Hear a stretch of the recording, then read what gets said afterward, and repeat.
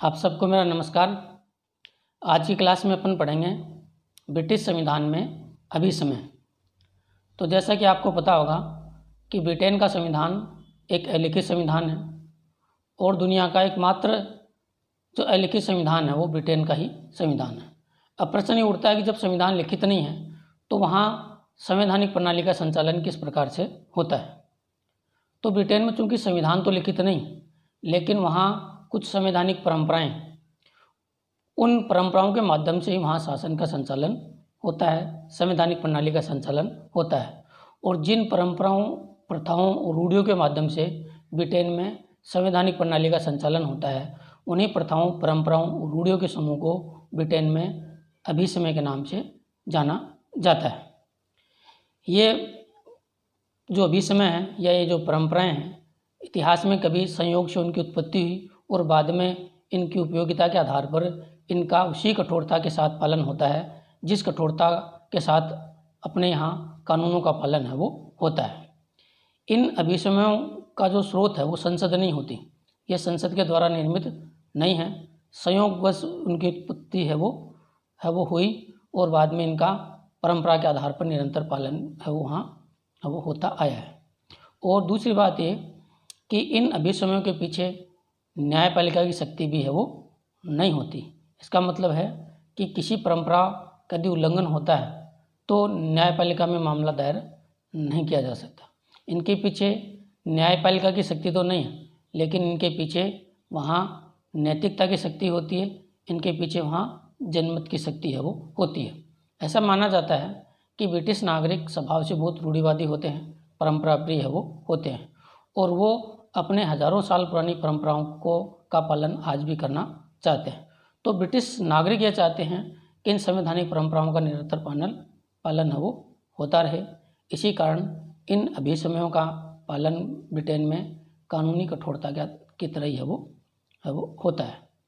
अब चूँकि परंपराएं वहाँ कानूनों की तरह ही काम करती हैं, तो प्रश्न उठता है कि अभिसमय और कानूनों में फिर अंतर क्या है। तो यहाँ ये स्पष्ट करना भी जरूरी है। तो अब आपको बताएंगे कि ब्रिटेन में कानून और अभिसमय के बीच में अंतर क्या है। पहला अंतर है कि कानून जो है वो संसद के द्वारा निर्मित होते हैं, संसद के द्वारा बनाए गए होते हैं, लेकिन अभिसमय जो है वो संसद के द्वारा निर्मित नहीं होती। उनकी उत्पत्ति संयोगवश है वो होती है। दूसरा अंतर ये होता है कि चूंकि कानून जो है वो संसद के द्वारा निर्मित होते हैं, इसलिए वो पूरी तरह से स्पष्ट होते हैं, लेकिन अभिसमय लिखित नहीं होते, अलिखित होते हैं, इसलिए वो कानून की तरह स्पष्ट नहीं होते बल्कि अस्पष्ट है वो होते हैं। अगली बात ये है, अगला जो अंतर है वो ये है कि कानूनों के पीछे न्यायपालिका की शक्ति होती है, जबकि अभिसमय के पीछे न्यायपालिका की शक्ति नहीं होती। अभिसमय के पीछे है वो लोकमत की शक्ति है वो होती है। तो ये है अभिसमय और कानून के मध्य अंतर। ब्रिटेन में जितने भी अभिसमय प्रचलित हैं उनको 3 भागों में विभाजित किया जाता है, यानी वहाँ कुल 3 प्रकार के अभिसमय है वो प्रचलित है। अभिसमयों का जो पहला प्रकार है वह है सम्राट से संबंधित अभिसमय, दूसरा है मंत्रिमंडल से संबंधित अभिसमय और तीसरी श्रेणी है वह है संसद से संबंधित अभिसमय। अब अपन बात करते हैं सम्राट से संबंधित अभिसमय। तो सम्राट जो कुछ भी कार्य करता है वो कार्य परंपराओं पर आधारित है। जैसे कि सम्राट जो आम चुनाव के बाद बहुमत प्राप्त दल के नेता को जो है वो प्रधानमंत्री नियुक्त करता है, ये एक अभिसमय है। दूसरी बात कि सम्राट जो है वो मंत्रिमंडल के परामर्श के अनुसार कार्य करेगा, ये भी वहाँ लिखित नहीं है बल्कि एक अभिसमय है, एक प्रचलित परंपरा है।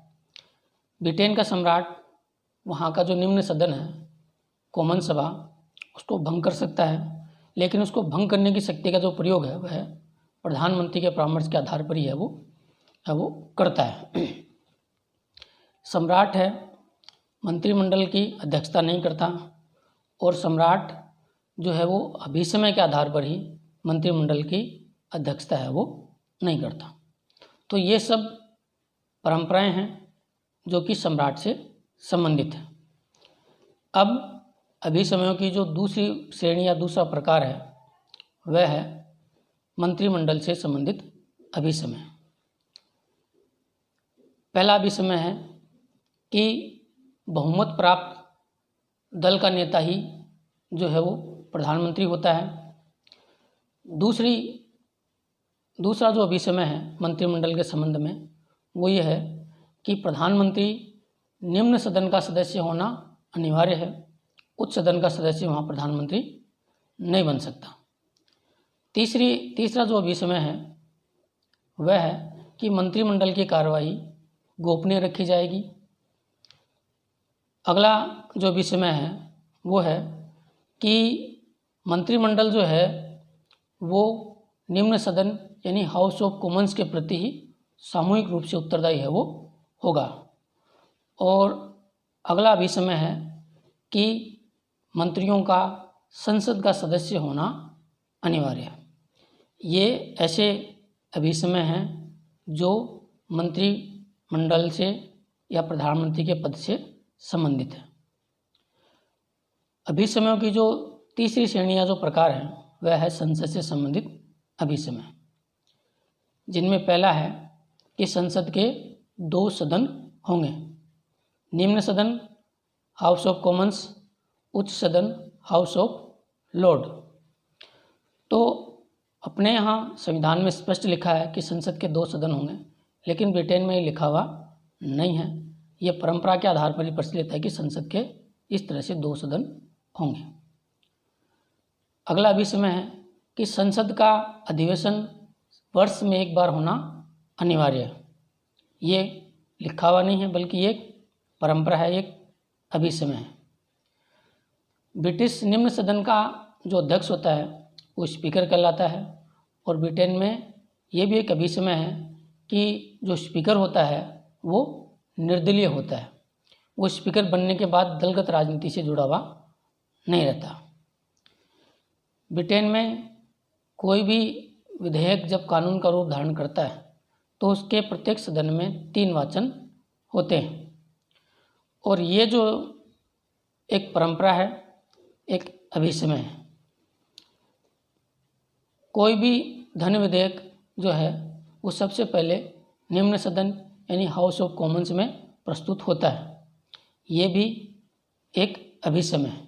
तो ये भी मैंने आपको बताया कि ब्रिटेन में अभिसमयों के कितने रूप प्रकार है वो प्रचलित है। अब प्रश्न ये उठता है कि वहाँ इन परंपराओं का पालन क्यों होता है। दुनिया में अनेक देशों में लिखित कानूनों का उल्लंघन हो जाता है, लेकिन ब्रिटेन में जो परंपराएं हैं उनका भी कानून की तरह ही कठोरता के साथ पालन है वो किया जाता है। तो अब अपन पढ़ेंगे कि ब्रिटेन में अभिसमयों का पालन क्यों किया जाता है, वहाँ अभिसमय के पालन के पीछे कौन से कारण हैं वो उत्तरदायी हैं। तो देखिए, अनेक ऐसे कारण हैं जिनके आधार पर ब्रिटेन में अभिसमयों का पालन कानून की तरह कठोरता के साथ किया जाता है। अभिसमय के पालन के लिए पहला जो कारण माना जाता है वो होता है अभिसमयों की उपयोगिता। क्योंकि अभिसमय वहाँ संपूर्ण संवैधानिक व्यवस्था के संचालन के लिए उपयोगी हैं, सहायक हैं और उनकी इसी उपयोगिता के आधार पर उनका पालन वहाँ किया जाता है। दूसरा जो कारण माना जाता है अभिसमय के पालन के पीछे वो होता है कि ब्रिटेन में अभिसमय के पीछे लोकमत की शक्ति है वो होती है। यानी ब्रिटिश जनता चाहती है कि अभिसमयों का पालन वहाँ जो है वो कठोरता के साथ हो।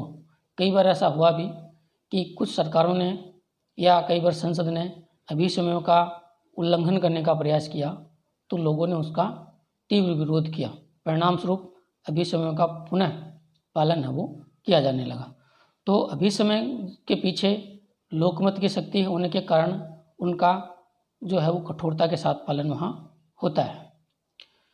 और एक कारण उत्तरदायी माना जाता है ब्रिटिश नागरिकों का रूढ़िवादी स्वभाव।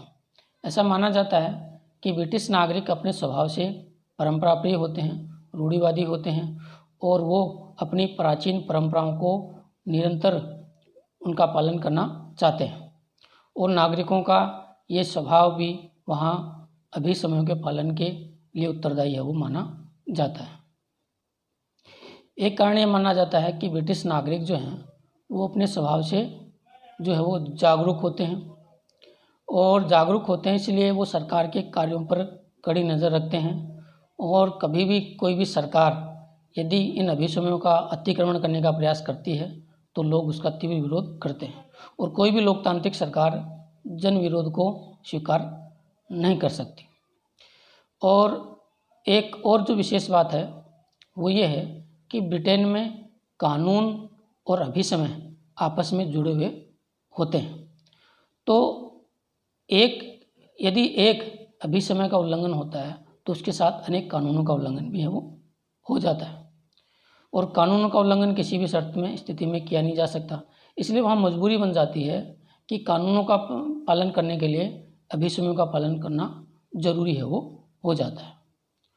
और दूसरी जो अंत में जो बात है वो ये है कि शासन का संचालन कौन करते हैं?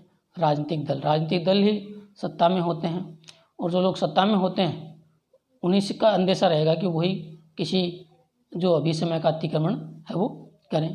लेकिन ब्रिटिश जो राजनीतिक दल हैं वो भी इन अभिसमयों के पालन के प्रति है वो सहमत हैं, वो भी ये चाहते हैं कि अभिसमय का पालन वहाँ होता रहे।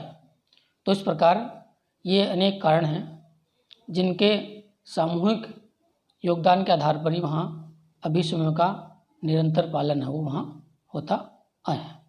आज की क्लास में इतना ही। Thank you.